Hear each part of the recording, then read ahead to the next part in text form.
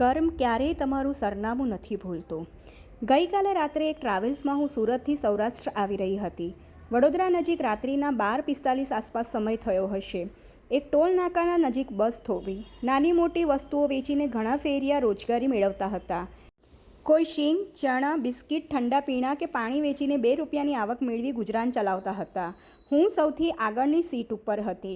મારી પાછળની સીટ ઉપર એક બેન બેઠા હતા. જેવી ગાડી ઊભી રહી એટલે તરત જ તેણે બહાર ડૂકું કાઢીને પાણીની ઠંડી બોટલ લીધી.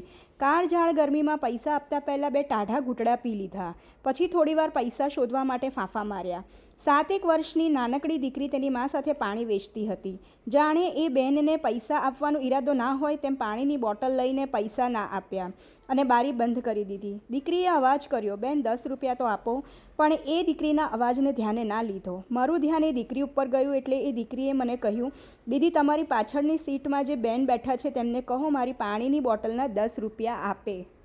મેં સીટ ખખડાવીને બેનને કહ્યું, પેલી દીકરી તેના હકના પૈસા માંગે છે, કરગરે છે, તમે તેને 10 રૂપિયા આપી દો. આ 10 રૂપિયાથી તમને કોઈ ફેર નહીં પડે, પણ એ દીકરી અડધી રાત્રે મજૂરી કરી રહી છે, તેને ખૂબ ફેર પડશે. એ બેને મારા શબ્દો સાંભળી મારી સાથે ઝઘડવા લાગ્યા કે તારે આ વાતમાં પડવાની જરૂર નથી. અને બસ એ જ ક્ષણે અમારી બસ ઉપડી ગઈ. બેન બોલ્યા, હાશ, પૈસા દેવા મટ્યા. આખી દુનિયાને પૈસાથી જ પ્રેમ છે એવું કેટલુંય બબડ્યા. અને આ બાજુ 10 રૂપિયા માટે કરગરી રહેલી દીકરી અમારી ચાલતી બસ ઉદાસ આંખે તાકી રહી. ફૂટપાથ ઉપર માથે 2 હાથ દઈને બેસી ગઈ. તે દીકરીના અંતિમ શબ્દો એવા હતા, ભલે બારી બંધ કરી દીધી પણ કર્મ તમારું સરનામું નહીં ભૂલે. જાણે એ દીકરીને આવા શબ્દો બોલવા નહોતા પણ એનો આત્મા તેની નાભીમાંથી બોલાવી રહ્યો હતો.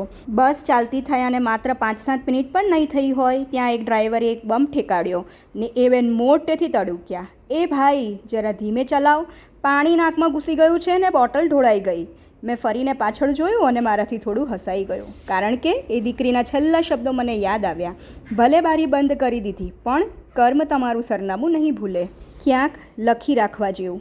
આવો કર્મ એવું બાંધીએ કે વળીને આપણા સરનામે આવે તો તેને હેતભેર વધાવી શકાય. મિત્રો, સ્ટોરી પસંદ આવી હોય તો તમારા મિત્રો સાથે શેર કરજો, ચેનલને સબસ્ક્રાઈબ કરજો અને વિડીયોને લાઈક કરો. ધન્યવાદ.